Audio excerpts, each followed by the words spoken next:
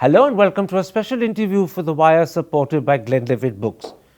What should we make of the fact that even 12 days after the Russian invasion of Ukraine, Kiev has not surrendered, and it doesn't look as if that's going to happen in a hurry? And secondly, what are the implications for India of the enormous shifts that are taking place in the relationship between the great powers? Those are two of the many issues I shall discuss today with India's former National Security Advisor and former Foreign Secretary, Shivshankar Menon. Mr. Menon, let's start with the Russian invasion of Ukraine. A lot of people are perplexed that the invasion is making such slow progress. Do you think this is deliberate and planned to minimize costs and deaths? Or do you think, as the press is beginning to speculate, that the Russians are facing problems in terms of logistics, in terms of equipment, perhaps even in terms of troop morale? It's hard to tell, and it's far too early to tell. I mean, look, Desert Storm took 26 days.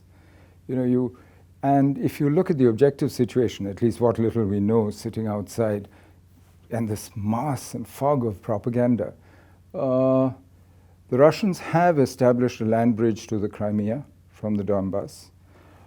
They've gone beyond Crimea, are now threatening Odessa.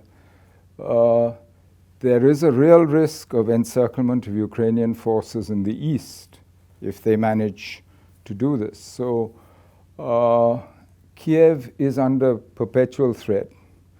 So it's very hard to say how much of this is calculated, how much of this is restraint, how much of this is inefficiency or bad planning or bad organization, because you don't know what their war aims are.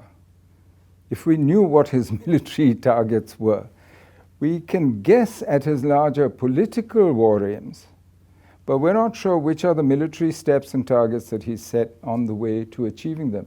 And 11 days, 12 days in a war, that's not very long. Let me put to you some of the questions that have arisen in the media to see how you, as a former NSA, respond to them. I'm no military man, so... Absolutely. But first of all, there's a measure of surprise that 11 days, 12 days have gone by and he hasn't started to make greater use of his Air Force. He isn't using greater firepower. Are you surprised by that? If you look at the Russian way of war, it's been based on very intense bombardments. Grozny was reduced to rubble within days when the Chechen war. They have chosen not to do so this time. And so that suggests to me that he's still looking for certain political gains at the table. Very quickly he offered talks. They started talks with the Ukraine, but it seems to me he's looking for more than that. He's probably looking for larger, as he's said over and over again, a larger European security order in which he feels comfortable. That cannot be given to him by talks with Ukraine. Ukraine is the key which he thinks will open the larger door. But that's the political part of it. Whether he uses his Air Force or he uses his tanks and so on, these are military decisions that we're not privy to their thinking. We don't know. And I wouldn't believe a lot of the commentary. Most of the commentary proceeds either pro or anti, both sides. And there's a lot of propaganda at this stage. I'll come to the talks in a moment's time, but there is also speculation, particularly in the Western media, that the failure to force a Ukrainian surrender even after 12 days is raising worrying questions about Russia's prowess as a military superpower. Do you think that those questions at this point are legitimate, or are they wishful thinking? I think, this is not the time where you can draw such grand conclusions from 12 days of a local war in Europe. I mean, I think this is really overdrawing it. I think you need to be a little more restrained and calm about what's going on. And without knowledge on the ground of what's actually happening, I'd be very careful before I drew conclusions. I see this as part of the propaganda war, as part of getting into the adversary's mind, but also converting the vast mass of the world who are basically looking on from the outside and neutral. And it's a very effective. I think actually the Russians, for all their skill at propaganda and whatever, fake news, etc., this time I think they've actually lost that war, at least if you look at the Indian media, look at the media outside, control situations like China. So you're saying no matter how the war eventually pans out, this is a public relations disaster for Russia? Well, I'm saying that so far they haven't managed to control the narrative or to actually influence minds. And you can see it in the media, in the commentary that you're seeing, and exactly what you're quoting. I think that's the general impression, that the war is going badly for Russia and that, they and made a blunder. even if that's not a fact, the fact that it's being speculated and discussed is not good for Russia. Exactly. It's not good for Russia. Frankly, the trouble is it's not good for peace, which is our ultimate goal in this. As Indians, I think that's what we should be looking for. So even though it's not by any means proven and it's too early to conclude that Russia is suffering reverses, it's got troop and morale problems, logistic problems or whatever, nonetheless, the fact that this is being speculated is not good for a military superpower. It's not the thing they want. Well, and the problem with that is it might tempt them to do things to prove that it's untrue. Which would be worse. You don't know. You don't know what they choose. So this is why I'm saying at this stage to start making such big conclusions, jumping to them and so on, frankly, there's no basis for it. B, you don't know what outcomes it's going to produce.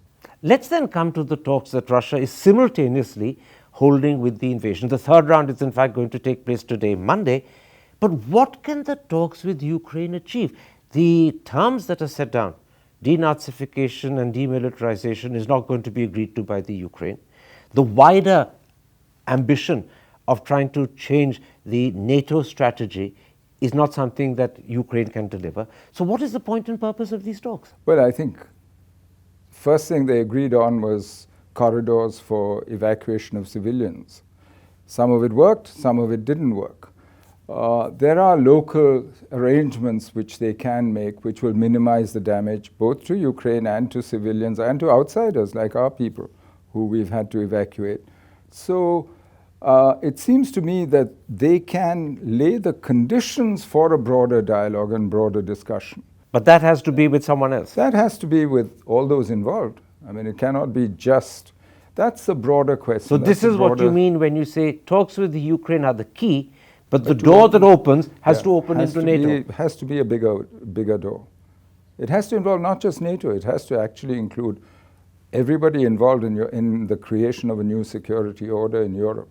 That also suggests that this process is going to carry on for a long while. This is not going to end in days, even weeks. It could continue for several weeks, maybe a month or two. The problem is there are those, and it's irrespective of where they are, who might see advantage in dragging this on. After all, it has had several consequences which you could not have predicted without the war. German rearmament, a strengthening of the Western alliance, and you never know where exactly this war is going to be used politically and how it's going to be used. But can he allow it to prolong when there are severe sanctions that are undoubtedly going to hurt him, even if he denies their pinching? But the end of the war is not just Putin's decision. This is the problem with starting a war is may have been Russian elites and generals come into the picture? No, the rest of the West comes into the picture. Ukraine comes into the picture. The Ukrainian leadership, yes, but the Ukrainian people have a say in this as well. The West, as long as they arm and feed and support them and sustain the resistance. I mean, So you're saying he started something, but he can't necessarily control where or when it will end? Let me be clear. He didn't start this. He changed what was a long-term proxy war going on in the Ukraine. And there's been a war in the Ukraine since at least 2014. That proxy war, where you were not directly involved, that shifted into a Russian invasion on February 24th and has now become a direct Russia-Ukraine war. So there's been a war for some time. The nature of that war has changed. Now let's see where it goes. Let's take up at this point something that people haven't paid any attention to because of the condemnation that's descended on Russia's shoulders after they invaded the Ukraine. And that is the question, did Russia have good grounds for what it's done? There is an argument that is presented by people like John Mearsheimer, it's certainly presented by William Burns, the present CIA director, that bringing the Ukraine into NATO would be the brightest of red lines. I think that was William Burns' exact phrase. And this goes back to the fact that in the early 1990s, verbal but not written assurances were given to Russia that NATO would not enroll as members East European countries. And I believe James Baker, when he was Secretary of State, actually met Gorbachev to get the Soviet Union's concession or agreement to the unification of Germany and made this assurance. So is there a sense that in 2008, when NATO began to openly talk about including Ukraine and Georgia, they were going back on assurances that were given? They were, in a sense, taunting and provoking Moscow by that behavior. I think there's a good case to be made for that. Because the Russians have objected since 91, after that Genscher, Baker, and the others reassured Gorbachev. And Gorbachev has gone on record repeatedly.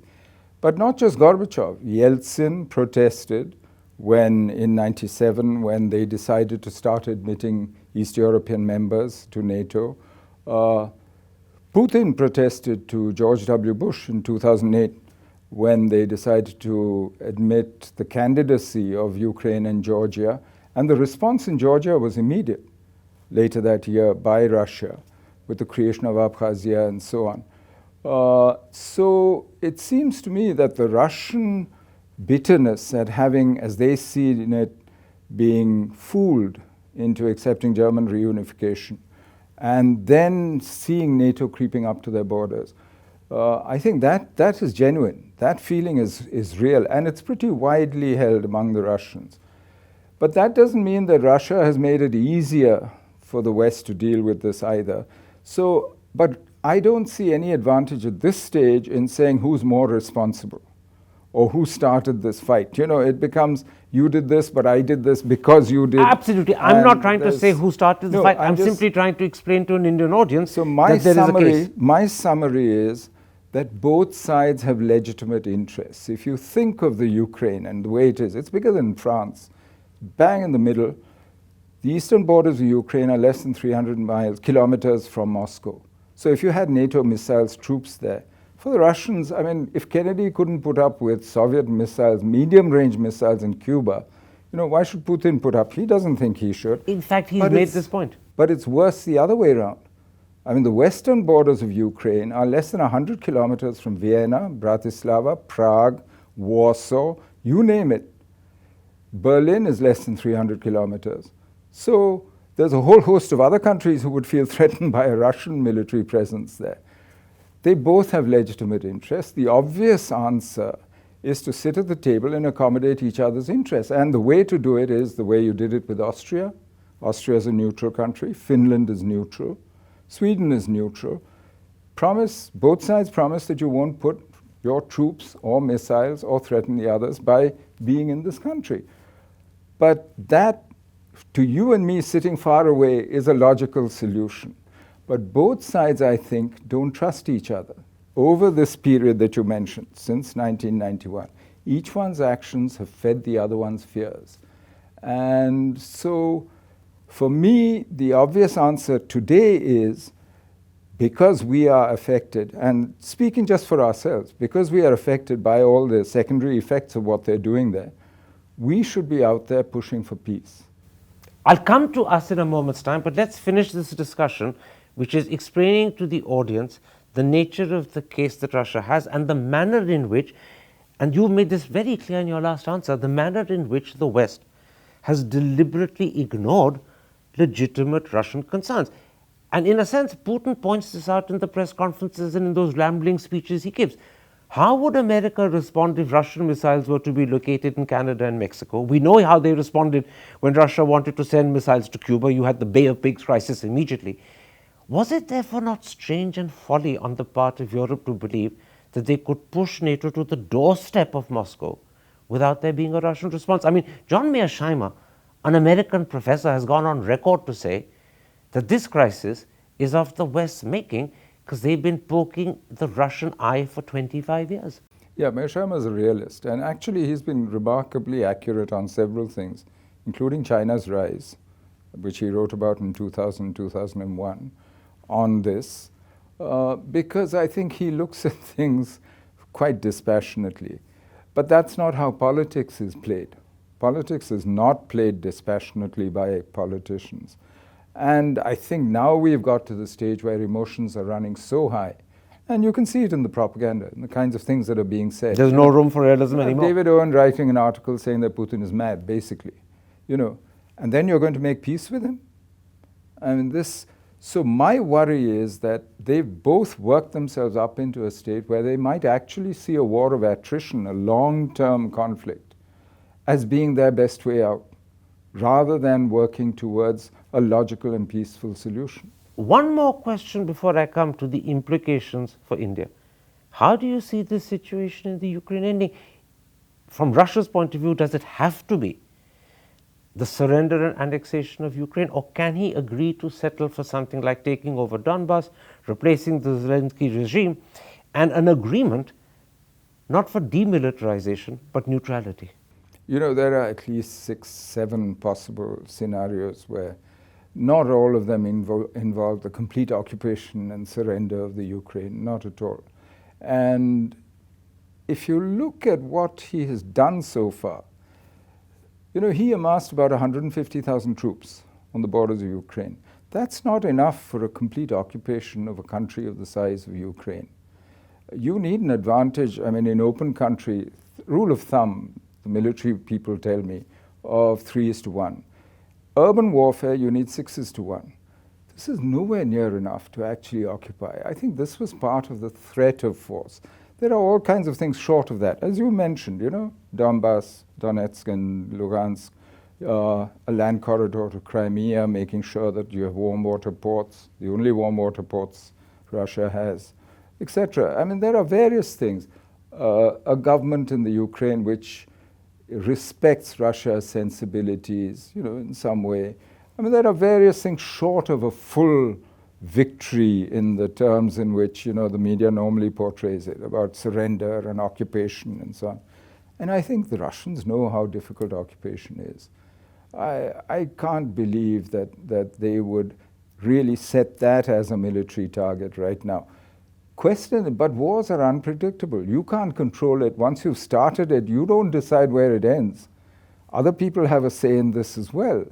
And this is why I'm worried about what it becomes. So we're saying two things. One, we really don't know how it will unravel because other people are involved and it could slip out of everyone's control to an outcome that no one wants. But the second thing is, even if he were to make progress towards changing the military landscape of NATO and the nature of threat, that is a process that will take months. It's not going to happen in days or weeks. So the problem in the Ukraine, in intensity, may simmer down, but it will continue for months, if not years, before there is some sensible resolution. We have a problem on our hand for the foreseeable future. We do. And this is where actually our problems really start. Let's come to that, because this is the background against which I wanted to discuss our problem. Today, as a result of the sanctions imposed on Russia and its political isolation, Russia is increasingly dependent upon China. And that dependence on Beijing is happening at a time when Delhi's relationship with China is the worst it's been in decades, and we have an unpredictable, if not volatile, situation on our border. How worrying is that for New Delhi? It is worrying, and it has been worrying for some time, actually.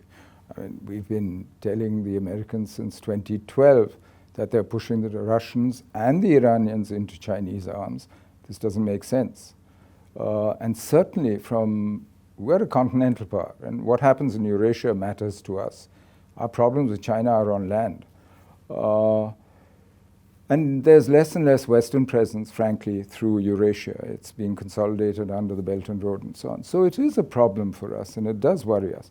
But we must not underestimate the Russian sense of agency and independence and their desire to play their own role in Asia, in this relationship. And I'm not sure that dependence is the right word to use here. What's happening more is that they're on parallel tracks. Both Russia and China are unhappy with the Western order dominated by the US running the world. And they would be happy to see it chipped away at. Each one has his own way of doing it. And the Russians are much less linked to that order economically and so on. The Chinese are actually part of that Western order. and are dependent on it. Oh, they'd suffer So hugely if they tried to extricate can't. themselves. Their reserves are in dollars. They can't. Let's look first. So what I'm trying to say is that they might be parallel, but they're not identical. And Russia is not dependent on China. I don't think we should ever make that That's mistake. a very interesting distinction you're drawing. Russia is not dependent, although most other people that I've spoken to and read about believe that Russia is not just dependent, but that dependence will grow. In that light, that they're parallel but not dependent, let me put you the concerns about India's relationship with Russia over the next couple of years, and after that I'll come to America. Pretty close to 60-70% of our military equipment comes from Russia. Correct. Our entire armored corps is dependent upon Russia. The majority of our Air Force fleet is dependent upon Russia. Our submarines come largely from Russia. The problem is, practically all the military equipment we get from Russia is targeted either at China or at Pakistan, China's closest ally. Is there a time when China will start saying to Russia, you need our support, in return, reduce that supply or cut it off completely? I don't think it's anywhere near that point yet. And this is why it's important that we be seen to try and help peace in the Ukraine so that it doesn't get to that point. It shouldn't get to the point where Russia is so threatened and feels so dependent on China that this becomes a real possibility. But this is a possibility. Not today. But in the Not future? Today. No, for the simple reason that the Russian armaments industry needs India too. I mean, let's not forget that. So it works both ways. We have a mutual interest in this relationship. But yes, if we were to, and this is why we shouldn't be choosing sides in this whole quarrel, if we were to choose sides and cut off Russian supplies, it would certainly affect our defense preparedness. Even if the worst case My scenario... own summary is that Russia cannot replace the West for us. We need the West if we are to transform India in terms of civilian technologies, in terms of access to markets, financial, educational access, etc., across the board. But at the same time, the West cannot do for us what Russia does. In terms of, you mentioned defense preparedness, in terms of certain other kinds of support that we get from Russia, there's no way. Let me put it like this. Even if it's not on the cards at the moment, that China will put pressure on Russia to choke off India's military equipment, there are question marks about whether the spares and the maintenance that we require from them can happen easily. There are question marks about whether the S-400 will continue to come. Part of it has come, part hasn't.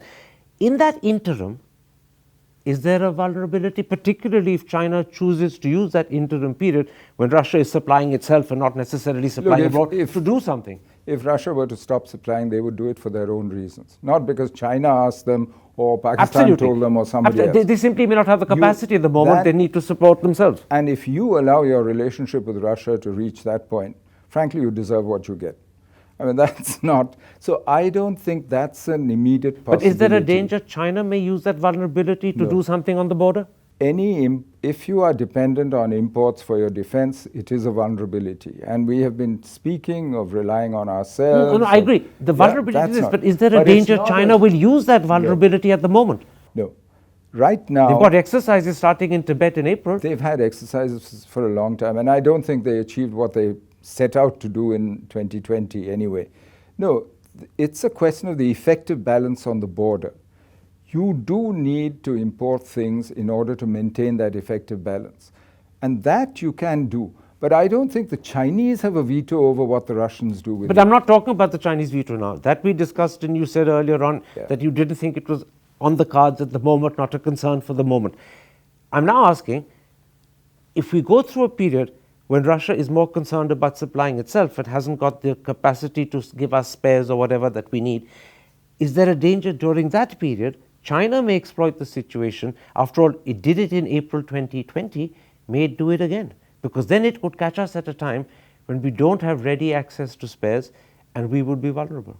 I don't think that kind of situation, at least from everything that I know, I don't think we're anywhere near that kind of situation. So this is just speculation? I think it's very hypothetical. What about something else?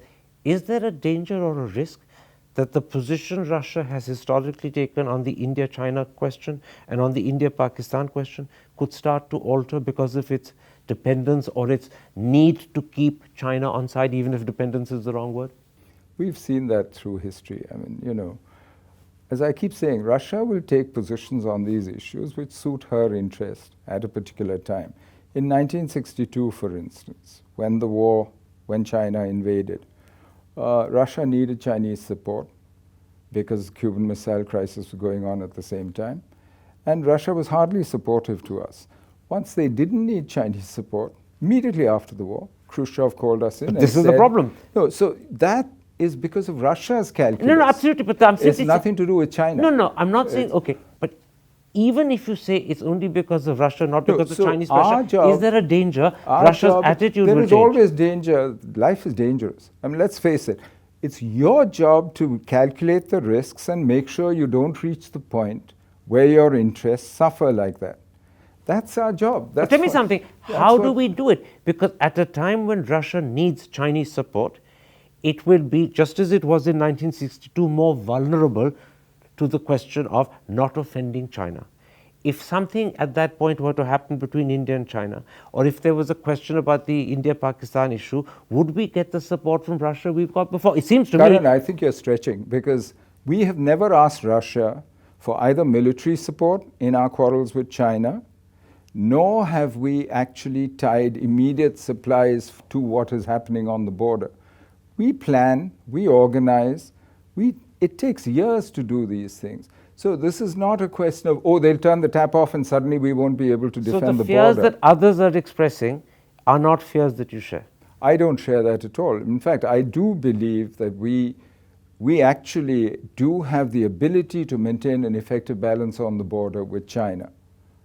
And I don't see why there is so much nervousness about this, because the record shows it. So just to clarify, you don't share the fears that at this moment, because Russia is preoccupied with its own military concerns, we are vulnerable. You don't share the fear that this is an opportunity China may use to repeat what it did in April 2020. You don't share the fear that Russia's attitude or stand on India-China, India-Pakistan will alter, because there's a tradition that they've stood by, and that tradition is determined by their own interests, not by the fact that they are at the moment more dependent on China. No, I'm not saying that tradition or any of that is going to. As I said, Russia will make the calculus depending on what her interest is. Our job is to make sure that that calculus works in our interest, in our favor. And that's what we will do. We have done so far. And we can do it again. And we can do it again. We have had several phases in the past where Russia's calculus differed from ours. On Afghanistan, for instance, there was a stage when they wanted the Taliban included in the government. In 1969, Kosygin was about to sell weapons to Pakistan. We've handled situations like that in the past. I mean, Russia chose to be neutral in 1965 during the war. That's how they did Tashkent. We didn't object to that because we cope with it, because we know that our defense is our business. In Ultimately, which case, is there we will use the situation however we find it in order to advance our interests. Is there a need, therefore, to adjust and alter the relationship with Russia in the wake of its dependence on China? I know you don't like the word dependence, or in the wake of the fact that it egregiously invaded a sovereign, independent, democratic country, or is there no need for the change? We deal with several countries who have egregiously invaded sovereign, democratic countries around the world. I mean, the list is endless. That doesn't stop us from dealing with other people. But more important, the adjustments that you talk of in India-Russia relations, these happen naturally. These will occur. They do happen. And this is the process that, but it's not a make or break moment for India-Russia relations. The evolutionary processes. It's a process more than, it's not here it is, now choose. Let's then look at the other critical relationship with the United States. Has our refusal to name Russia and criticize Russia, has our repeated abstentions at the UN or the UNHRC introduced a measure of strain between Delhi and Washington? That's up to the Americans. I mean, the Americans, even during the Cold War, for instance, the Americans as a stronger power in their contest with then the Soviet Union, for them it was either you're with us or you're against us, right? For the Russians and the Soviets, it's always been, as long as you're neutral, we're happy. If you're not with them, it's okay by us. There's a difference in their approach. The Americans moved away from that post-Cold War because they didn't see the world as being quite so divided. And on their primary concern, on China, we are on the same page. Well, I come to China moments time, but but I'm just saying, so it's up to the Americans to choose whether they want to make this an issue. Now, my own preference, quite frankly, for our own position, would have been to call a spade a spade. It is an invasion. It is a war. And I think we should have called it because it affects your credibility if you don't. Are you saying that in the vote of explanation? I think the way to do it would have been, and in my preference, would have been to say, it's an invasion, it's a war, now we need to figure out how to stop this war. And there are ways forward, and we don't think that either invading or calling each other names is the way to achieve peace, and therefore we are abstaining. This is a very important thing you're saying. India should have said up front, we consider this an invasion, we consider this a war, it's not a special military operation. Does it also follow that India should have therefore in the vote of explanation, or rather explanation of vote, named and identified Russia? No, whether you name or not, that's a minor issue. The question is, what are you saying here? Why are you abstaining? You're abstaining because that's the only way to push peace forward, not name calling, not promoting a war, and whichever side. I mean, that's not the way to find a way forward, and we want this to be settled because, frankly, it affects us. So if we had called it a war and if we had called it an invasion, two things we didn't do, would the response to India's abstention internationally have been different? I think if you look at the world as a whole, and not just the Western media and NATO, most of the world, frankly, doesn't want this. They don't want the rise in the spike in energy prices, in fertilizer prices, the inflation that this is going to bring, the slowdown of the world economy. They don't want a polarized international system just when we're getting out of a pandemic. So if you could stand and offer a genuine third way out, rather than saying choose me or choose him, I think you would have got much more support and much more understanding. And even today, when you say if we, do you mean India at this point? India. And you're therefore agreeing that if we had said it's a war and an invasion, the response to the abstention would have been different. Frankly, I do believe that even today, you have much more understanding and support in the world than the Western media would lead you to believe. Let me quote Donald Lu. He's the US Assistant Secretary. He has a job, by the way, absolutely, to do. But what he says reflects the administration point of view, which is why I'm quoting him. He's the US Assistant Secretary of State for South Asia and Central Asia, and he told a Senate hearing last week, and I'm quoting him, he said, Washington has been relentlessly conducting a very serious high-level dialogue with their Indian counterparts over Ukraine. He added, we have spared no effort to try to convince India to both vote in UN sessions, but also to show support for Ukraine at this critical moment. And he called it a pitched battle. And I think we should put as much relentless effort into convincing the Americans that war is not the way forward, and into finding a way towards peace and explaining to them what our interest in this is. So that's the job of governments. Absolutely, but the Donald Lu will say what he has to say. Let me answer the question. Wait. No, but the question is this. If we had called it an invasion, which you said we should have, if we had called it a war, which you said we should have, would the response in America have been different? That's why I'm asking. Why is it important to call it a war? Why is it important? That is a choice for the Americans to make. Whether they choose to treat it as better or worse is their business. They're the ones who are today saying you're either with us or against us, right? At least the media is.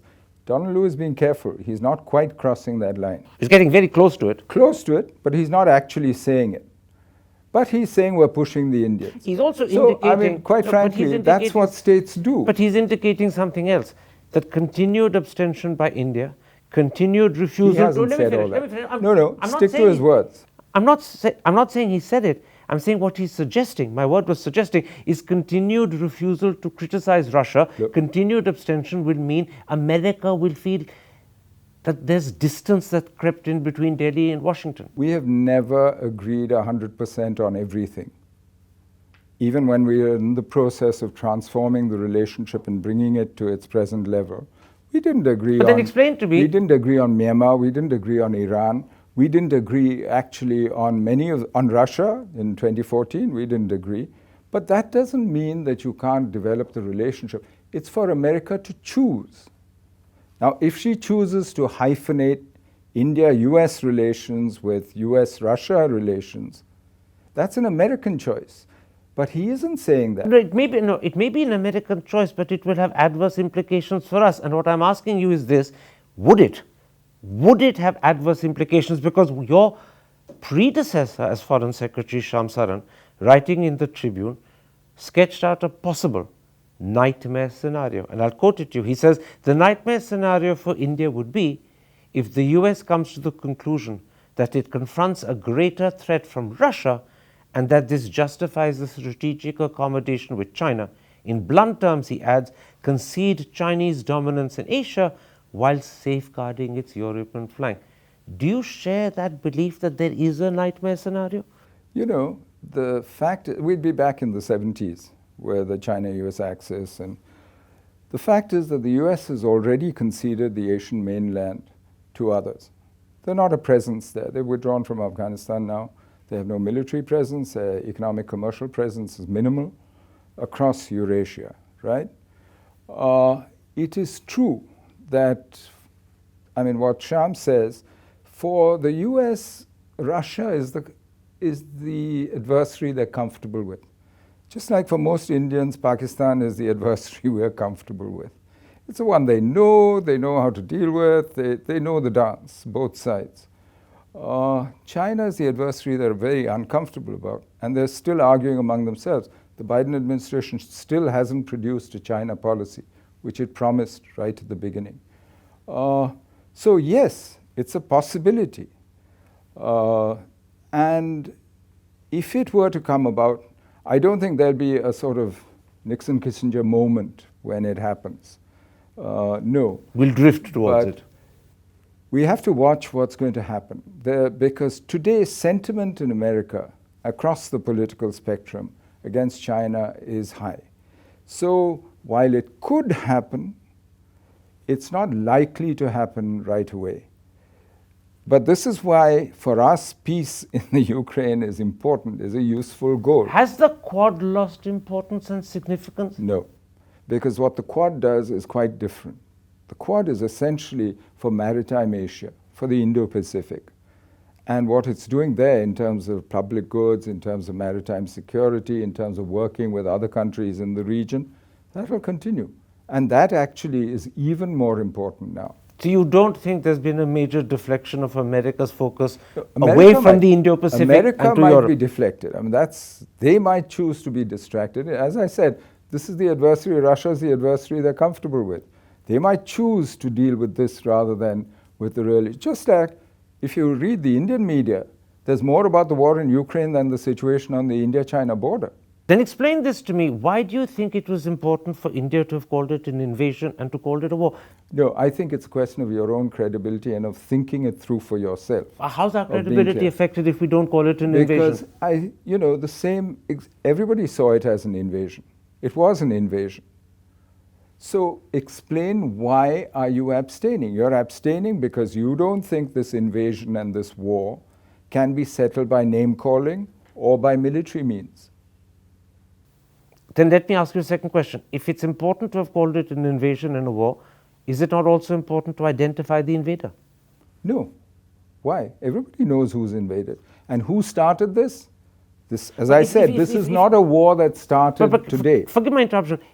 If credibility is involved in calling it invasion and you lose credibility if you don't, surely credibility is involved in identifying the invader and you lose credibility if you don't. No, it's not, because this war started not on the 24th of February, but a long time ago. It was a proxy war, and there were two sides to this war. And as you yourself said, each side had its grievances going back 20 years, 24 years. So that's not, identifying somebody is not the point. Besides, does identifying help you arrive at the conclusion you want, which is peace, to create that outcome? No. But you So don't that's think there's why a I problem? said- You don't that's think why there's I a said problem if you name call it an calling- invasion? You could argue by calling it an invasion that I'm also. saying name calling is not the answer. Name calling doesn't help you to the outcome you want. Name calling is mutual, both ways. Okay, let me then put this to you. How well, in your opinion, has India handled this crisis? I know Very you made well. it clear that we should have called it an invasion, we should have called it a war. That would have been an issue of credibility. But beyond that concern, how well have we handled it? Very well. Very well. I think very well, given very difficult circumstances. Because emotions are running very high, and we've kept our head in the middle of that. So would I be right in And saying... we've managed to get 17,000 of our people out in this mess. That's quite an achievement. Let me put this to you. Would I be right in saying that your opinion is the government has handled it very well, but they should have... They could have done better. That doesn't mean they can't do better. But what they've done so far is correct. Now let's see whether the time has come to actually move on from the purely reactive response. Because you're handling the basic things, evacuating the people. All this is immediate problems which you're handling. You now have to actually deal with the larger consequences. And this is the time for you to go out there and, as I said, work with the overwhelming majority of countries who don't want to see But this how do we going do on. that? By offering an alternative. But what is the To alternative? choosing one side or No, the but other. what is the alternative The you offer? alternative is very simple. I mean, as I said, the long-term goal for me should be to create a belt of neutral countries which separate these two people who think they are adversaries. Are you suggesting that the Indian government should propose both to... No, I'm not saying that. I'm saying we should encourage them to get into a process where they do and keep reminding them of good sense and the basics. But are they willing at this moment in time to listen to a voice like So India? why all the more reason for you to stand up for your own interests and to let them know what good sense is? So how do we stand up? Frankly, This is what I'm I asking. think they would What respect you is the more step, if you did. But what is the concrete step we take to do that? Do we make a speech at the UN? Do we send letters to various heads of government to suggest a course of action? I mean, what is it that the government should do in concrete terms? Make it clear what you think. But how? And In a talk speech? that's one possible way. There are other ways also. You are in communication with all those involved.